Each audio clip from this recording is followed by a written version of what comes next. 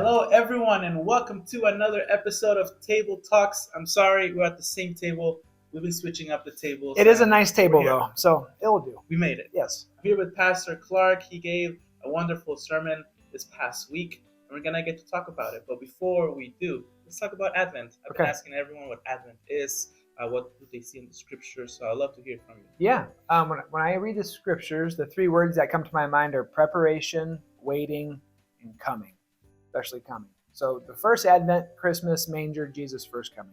But then we're in the waiting period, kind of waiting for that second Advent, Jesus coming again to judge the living and the dead, like we'll say in our church liturgy. And so what I wrestle with is, how am I preparing? Am I preparing and am I waiting well for him? Am I teaching my family to wait well for him? Especially at Christmas time, Advent, like you're getting torn in different directions. So what does it look like to enter into this season intentionally? Yeah. So that's what we've been wrestling with. Cool. I'm curious to hear, what are some of the things that you guys do as a family? You guys do an Advent calendar, or is there anything like that you guys? Yeah, we have an Advent calendar. We have a couple Advent calendars. One's got this board where the kids can Velcro, an animal, baby Jesus, Joseph, and put it up on there, which is pretty cool. My favorite, though, is Bobby bought this wooden ring. It's like a cyclical thing that's got 25 holes, and you move a candle each day. So instead of having one candle, we made 25 candles. And so at nighttime, we shut the lights off at dinner. The Christmas lights are on, and then we light. And every time we light a candle, everyone whispers, "Christ is light. Christ is light." Until like today, we're at the whatever day we're on this month, and we light it up. And now there's so many candles that are lit. It's actually light, so you can talk and see each other. Yeah. And we go through, how'd you meet God today? What's the highlight of your day? And did anything happen that made you feel uncomfortable? And then we do an Advent reading. Nice, that's awesome. Yeah. That sounds so cool. All right, are we ready for our fun Christmas facts? Let's do it. Here we go. Number one, the song Jingle Bells holds a Guinness World Record for being the first ever song played in outer space. Really? Would you choose that song to be the first one to be played in outer space? No, unless it was Christmas. I don't think I would either. I would not choose that song. What song would you choose to play in outer space? God Bless America? I don't know. I don't know what song I would play. All right, here's our next one. And we'll keep it to our last one. All right, I have so many facts. God's got the whole world in his hands. That's a good one. That's the one I would play. Nice. Yeah. Here we go. How many lights do you think they use to decorate the magical Walt Disney World during Christmas? If you have to take a guess, like individual lights, obviously. 2 million. 2 million? Yeah. Ooh, super close. How much is it? 8.5 million. Oh, that's ridiculous. Yeah, that's a lot of lights. And imagine your job too. One goes out. It's like to walk around and inspect and be like, "Oh, we got to replace that one." Yeah, that's 8.5 million lights. That's crazy. Oh, I have one more. I like this one. And this one I didn't know. Did you know that there are more than 630 different kinds of Christmas trees? Really? I just thought there was the one. Yeah. Pine. I don't know. and that's it. Okay. I did not know there was that many. That's shocking. With our family, I think we're going to try to do a natural Christmas tree. You're going to go up to Big Bear? Bring your axe? I don't know. Griswold family vacation? But Natalie likes decorating like really early on. Yeah. Like really early. Well, you got to water way that too early. Yeah. So I think we're going to just have to either start like later in the year to bring a tree or something. Get two. Otherwise, can't that. Artificial and then a real. That's true. There you go. I don't want to do the cleanup after though. It's much easier to just put it away. Have you guys ever done Growing up, we had a real one. Since we've been in California with Bobby and the Ice family, we have a fake one. Yeah, kind of funny story. We bought one because we have a vaulted ceiling in our living room and it gets up to 9 foot, like actually almost 9.5 foot. So we bought this 9-foot tree off of Craigslist for $100. It was in East Hollywood, and the street had no lights. I was like, we might get jumped. Like we can't see anything. And we go in, and it was this old school tree that's really tall, but you have to put each branch in individually. It's like an old school one that evidently is before our time. And so every year it takes us a couple hours, and we have like 14 rows. Ours has 2 pieces. Yeah. 2 pieces. There you go. We're done. So it takes a while. It's a whole team project. Nice. Yeah. All right. Well, those are all my facts for today. Okay. How about we jump into your sermon? Yeah. Can you give us the 1 minute, 2 minute version of your sermon? 2-minute version. Last week we talked about spending less, and this week was about giving more. But instead of talking about giving more of your money or even giving more of your tangible gifts, what does it look like to give more of yourself? Because when God looked at the world, he did not go, hey, there's a big problem with sin here. They need more Legos or Barbies or ribeye steaks or cruises. He's like, I got to go myself. And it was the gift of God's presence. And so we talked about the gift of God's presence, but it wasn't just like a distant presence that was almost like Old Testament-ish, that like you couldn't step foot on that mountain or you're going to die. It was personal. And of all the ways God could come, he came as a baby to a family.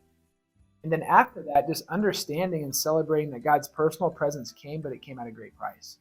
And that this baby was born in the manger with the purpose of dying on the cross and resurrecting. And so when we had communion, it was awesome. Yeah. It's a good day of worship. What's one of the things that didn't make the cut in your sermon? That you were like, oh, this is pretty cool research, or I found this very interesting, but it just didn't really quite fit what well, because when I was, even a couple of days before I preached it, I was wrestling with, do I go presents or do I talk about like money?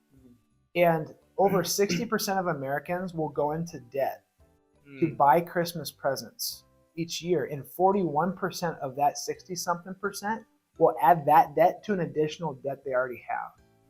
And so when I sat in that and thought about the pressure people have to fit in or to like try to please or to do it because you've always done it. And that's where Bobby and I have really been wrestling with, how can we do this well? And when we think about, is my gift of presence enough? Like, are my kids going to be happy with dad and mom just taking us out on an adventure? Yeah.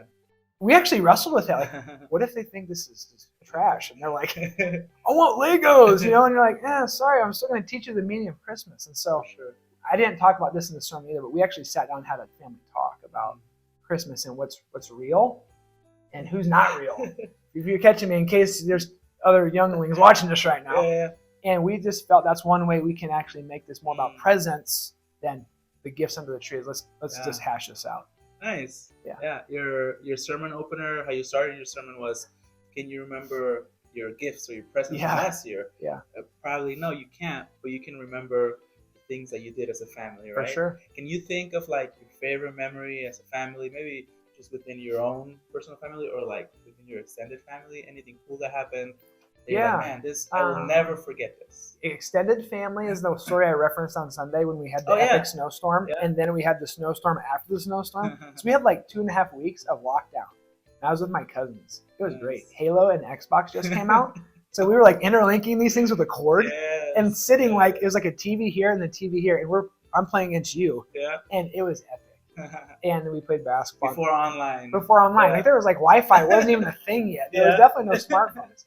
And then for my family, I think just the last couple of years of decorating the house together, putting the lights on the tree, getting the Advent calendars up, entering into it. We watched Lion, the Witch, and the Wardrobe for the first time last year. And it's got a little Christmas element to it, but talking through Jesus / Aslan dying and paying that price for Edmund, Jesus dying and paying that price for them. It was really special. And so now we haven't watched The Lion, the Witch, and the Wardrobe since then. Nice. We're going to make it like a Christmas Eve tradition now. So we're holding off and we're going to watch it like next week. Nice. Yeah. Yeah. I think for me. Yeah. How about you? We always used to go back home to my mom's side of the family for Christmas. Every summer and every Christmas, that's what we used to do. And our family is pretty chill. But the neighborhood where my grandma lived wasn't as chill. Like, if you catch my drift. Yeah. So as soon as it was like New Year's or Christmas, every time somebody would just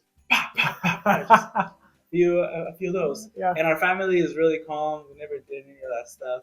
Yeah. But one of my uncles was hilarious.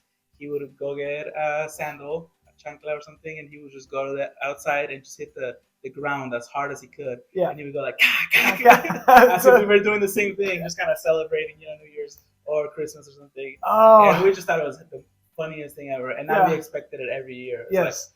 Like, my uncle's gonna go out. He's gonna get the sandal, and we're gonna tradition. Pop a few. Yeah, I love it. Really do any of that stuff. So, but I think just spending time together for sure is the coolest thing. And then the most random thing also, every Christmas for some reason, the TV in Mexico would play Titanic.